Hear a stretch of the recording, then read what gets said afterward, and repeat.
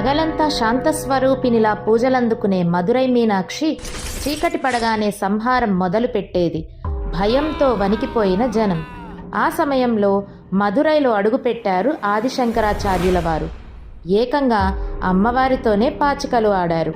అసలేం జరిగిందో ఈ కథలో తెలుసుకుందాం. ఆనందలహరికి స్వాగతం. శక్తిపీఠాల్లో మధుర మీనాక్షి ఆలయం ఒకటి. మీనం అంటే చేప. చేపకల్లు లాంటి అందమైన విశాల నేత్రాలతో ఒకే ఒక మరకత శిలతో మదురైలో అమ్మవారి విగ్రహం చెక్కి ఉంటుంది. మదురైని పాలించే పాండ్యరాజులంతా మీనాక్షిని ఆడపడుచుగా కులదేవతగా ఆరాధిస్తారు. దేవీ భాగవత పురాణంలో మణిద్వీప వర్ణనల ఆ ఆలయాన్ని పాండ్యరాజులు రూపొందించారు. కానీ మీనాక్షి అమ్మవారు రాత్రివేళల్లో కాళీరూపమై ప్రాణహింసకు పాల్పడేది. ఆమెను శాంతింపజేయడానికి దేశం మొత్తం మీద వేద పండితులను పిలిచిన పాండ్యరాజులు యజ్ఞాలు, యాగాలు, పూజలు, జపహోమాలు అన్నీ చేయించారు. కానీ ఆ పూజలు చేసిన వారినే కబలించేసేది అమ్మవారు. ఇక చేసేదేమీ లేక నిస్సహాయంగా ఉండిపోయిన పాండ్యరాజులు సూర్యాస్తమయం అయ్యాక నగరంలో ఎవ్వరూ తిరగకూడదంటూ నిషేధం విధించారు.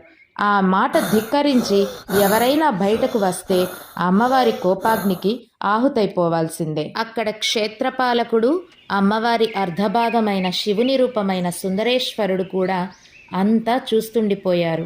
తన శరీరంలో అర్ధభాగమైన అమ్మవారిని అవమానిస్తే తనను తాను అవమానించుకోవడమే అని భావించారు. అలాంటి సమయంలో మదురైలో అడుగుపెట్టారు ఆదిశంకరాచార్యులు. అత్యంత భక్తి శ్రద్ధలతో ఆహ్వానించిన పాండ్యరాజు సకల మర్యాదలు చేశారు. అయితే ఈరోజు రాత్రి తాను మధుర మీనాక్షి ఆలయంలో ధ్యానం చేసుకుంటాను అన్న ఆదిశంకరాచార్యుల మాట విని పాండ్యరాజు వణికిపోయాడు. వద్దు స్వామి, మేము చేసుకున్న ఏ పాపమో ఏ శాప ఫలితమో చల్లని తల్లి రాత్రివేళ తామస శక్తిగా మారి కంటికి కనిపించిన ప్రాణిని బలి తీసుకుంటోంది అని రాజ్యంలో జరుగుతున్నదంతా చెప్పాడు.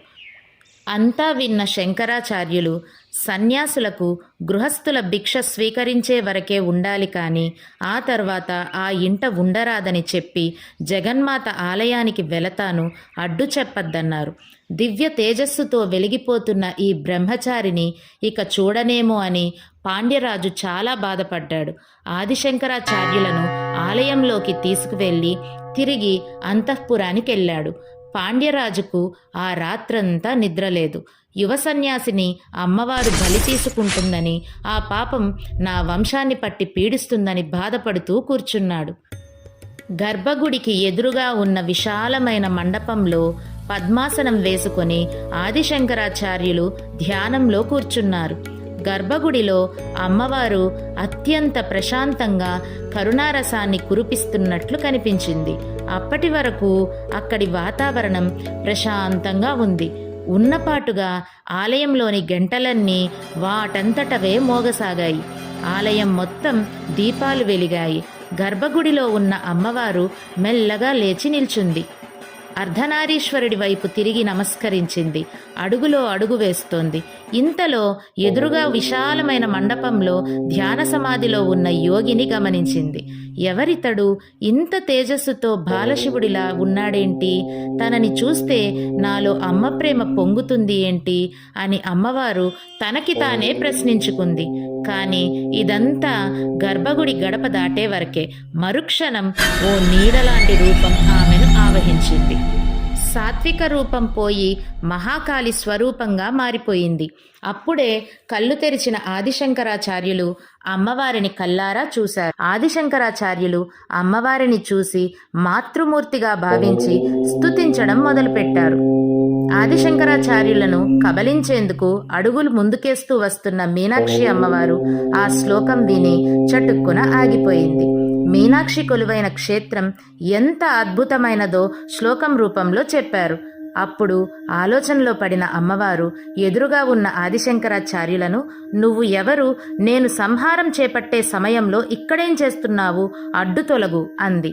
నువ్వు నాకు ఆహారం అవ్వాల్సింది, కానీ నీ వాక్కు విని ఆగిపోయానని చెప్పింది మీనాక్షి అమ్మవారు. అమ్మవారికి సాష్టాంగ నమస్కారం చేసిన ఆదిశంకరాచార్యులు అంబా శాంభవి చంద్రమౌళిరబల అంటూ స్తుతించారు. కరిగిపోయిన ఆ తల్లి ఏ వరం కావాలో కోరుకో అంది. అమ్మా, నాతో పాచికలాడతావా అని పసిపిల్లాడు అడిగినట్టుగా అడిగాడు బాలశంకరుడు. తప్పక ఆడుతాను నాయనా, కానీ ఆటన్నాక పందెం ఉండాలిగా అన్నారు అమ్మవారు. అందుకే ఓ నిబంధన పెడతా అన్నారు శంకరాచార్యుల వారు. అమ్మా, ఆటలో నువ్వు ఓడిపోతే ఈ సంహార కార్యక్రమం ఆపేయాలి. నేను ఓడితే మొదట ఆహారం అవుతా అన్నాడు శంకరాచార్యులు. అదే సమయంలో పరమేశ్వరుడి నుంచి ఓ కాంతి కిరణం మెరుపులా వచ్చి ఆదిశంకరునిలో ప్రవేశించడం ఆ తల్లి గమనించలేదు. పాచికలు సృష్టించిన అమ్మవారు, చిన్నవాడివి కదా, ఆట మొదలుపెట్టు అంది. పరమేశ్వరుడితో తప్ప మరెవరితోనూ పాచికలాడని తల్లివి, సాధారణ మానవుడైన నాతో ఆడడానికి అంగీకరించావు. నిన్ను స్మరిస్తూ ఆడుతాను తల్లి అంటూ ఆట మొదలుపెట్టారు శంకరాచార్యులు. ఆట పూర్తయ్యే వరకు గర్భగుడిలోనే ఉంటానని చెప్పి వెనక్కి వెళ్ళి తన స్థానంలో కూర్చుంది మధుర మీనాక్షి. ఆ క్షణం ఆమె శాంతస్వరూపినిగా మారి ఈ యోగిని ఓడించకూడదని అమ్మలా ఆలోచించింది. ఆదిశంకరాచార్యులి తొలి విజయం ఇదే. సంహారానికి వెళుతున్న అమ్మవారిని వెనక్కు పంపించి మళ్ళీ శాంతస్వరూపినిగా మార్చారు. వరుస శ్లోకాలు చెబుతూ అమ్మను స్తుతిస్తూ ఆట తెల్లారే వరకు సాగింది. అప్పటికే తేరుకున్న మధుర మీనాక్షి కాసేపట్లో సూర్యుడు వచ్చేస్తాడు, తాను ఓడిపోతే సంహారం ఆపేయాలంటూ ఆట మీద దృష్టి కేంద్రీకరించింది మీనాక్షి అమ్మవారు. నాయనా, చివరి పందెం నాది.